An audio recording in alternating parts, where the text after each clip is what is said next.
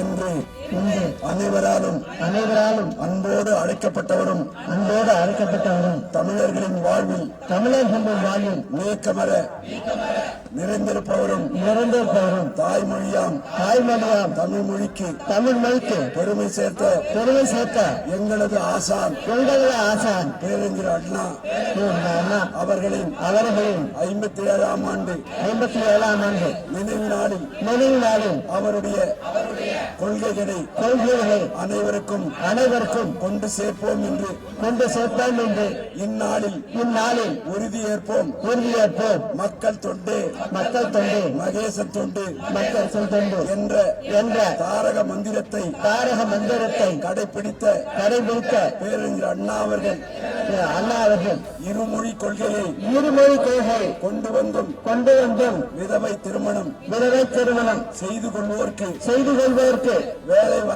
வேலை வாய்ப்பில் முன்னுரிமை வழங்கியும் பெண்ணுரிமையை நிலைநாட்டிய பேரறிஞர் அண்ணாவின் சாதனைகளை அனைவருக்கும் கொண்டு சேர்ப்போம் அஞ்சலி செலுத்தும் வகையில் அமைதி காக்கிறோம்.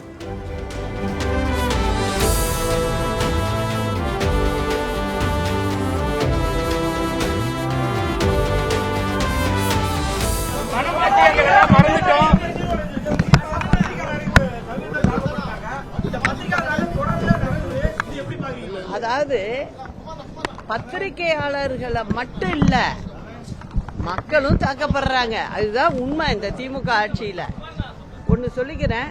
கிருஷ்ணராயபுரத்துல சமீபத்துல ஒரு கல்குவாரி, அது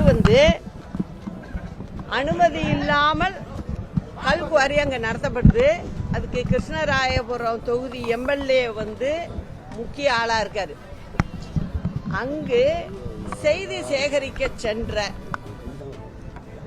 போட்டோகிராஃபரையும் செய்தியாளரையும் ஒரு 50 அடியாளுகளை வச்சு, ரவுடிகளை வச்சு, அந்த 2 பேரையும் தூக்கிட்டு போய் தனிமையான இடத்துல வச்சு அடிச்சு துன்புறுத்தி இருக்காங்க. இது நடந்தது உண்மை. ஆனா இதுல திமுக காரவங்களே சம்பந்தப்பட்டிருக்கிறதுனால இந்த விசாரணை எப்படி போகும்னு எனக்கு தெரியல. உண்மையா அங்க உள்ள காவல்துறையினர் அரசாங்கம் இருக்கும், நாளைக்கு மாறும்.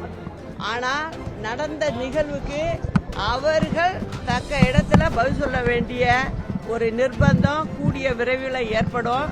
அதனால அதில் உண்மையா சம்பந்தப்பட்டவங்க மேல நடவடிக்கை எடுக்கணும்னு கேட்டுக்கிறேன்.